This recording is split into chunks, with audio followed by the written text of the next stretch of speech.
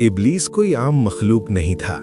ज्यादातर लोग समझते हैं कि वो शुरू से ही बुरा था, लेकिन हकीकत ये है कि इब्लीस का सफर बहुत लंबा और हैरान करने वाला है। बहुत कम लोग जानते हैं कि इब्लीस उसका शुरुआती नाम नहीं था। इस्लामी रिवायतों के मुताबिक इब्लीस का बचपन और इबादत के दौर का नाम अज़ाज़िल या अल हारिथ माना जाता है। अज़ाज़ील का मतलब बताया जाता है बहुत ज्यादा इबादत करने वाला, अल्लाह के करीब रहने वाला। जब वो छोटा था और फिर जवानी तक पहुंचा, तब तक सब उसे अज़ाज़ील के नाम से ही जानते थे। उस वक्त वो इब्लीस नहीं बल्कि एक नेक और इबादत गुजार जिन माना जाता था।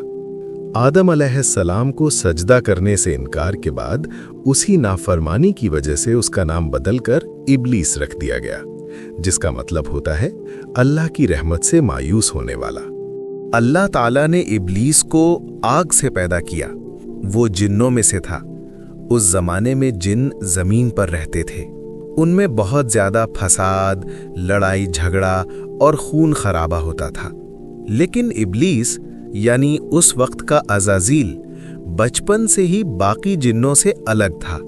वो ज्यादा समझदार था, सोचने वाला था और हर बात को गहराई से समझता था।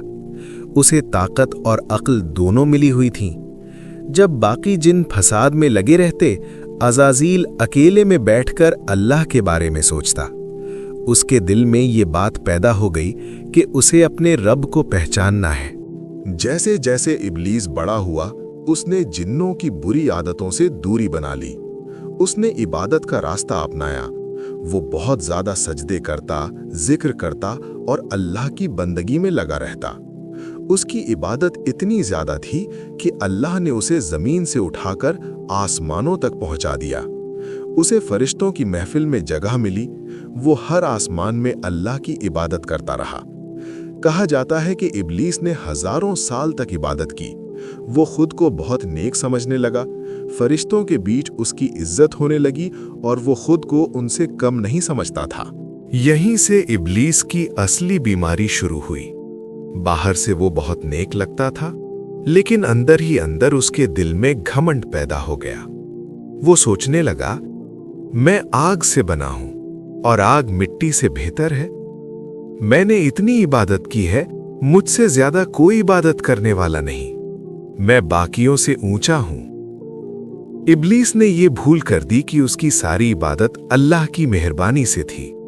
उसने सब कुछ अपने आप से जोड़ लिया।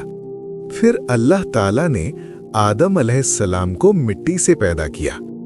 जब उनकी रूह फूंकी गई तो अल्लाह ने फरिश्तों को हुक्म दिया कि आदम को सजदा करो। ये सजदा इबादत नहीं था, बल्कि अदब और हुक्म मानने का सजदा था। सारे फरिश्तों ने बिना किसी सवाल के सजदा कर दिया, लेकिन इब्लीस ने सजदा नहीं किया। उसने कहा, मैं इससे बेहतर हूं। तूने मुझे आग से बनाया और इसे मिट्टी से। यहीं उसकी सारी इबादत बेकार हो गई, क्योंकि उसने अल्लाह के हुक्म के सामने अपनी अक्ल और घमंड को रख दिया। अल्लाह ताला ने फरमाया, तू घमंड करने वालों में से है, यहां से निकल जा। एक सजदा न करने की वजह से हजारों साल की इबादत खत्म हो गई। इब्लीस ने तौबा नहीं की, उसने माफी नहीं मांगी, बल्कि बोला, मुझे क़यामत तक मोहलत दे ताकि मैं इंसानों को गुमराह कर सकूं।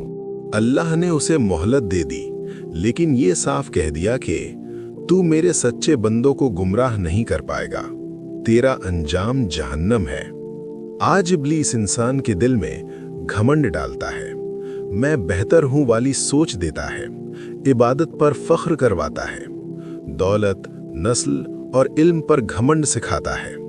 इबादत अगर घमंड के साथ हो तो वो इंसान को इब्लीस बना देती है। अल्लाह का हुक्म हर सोच से ऊपर है।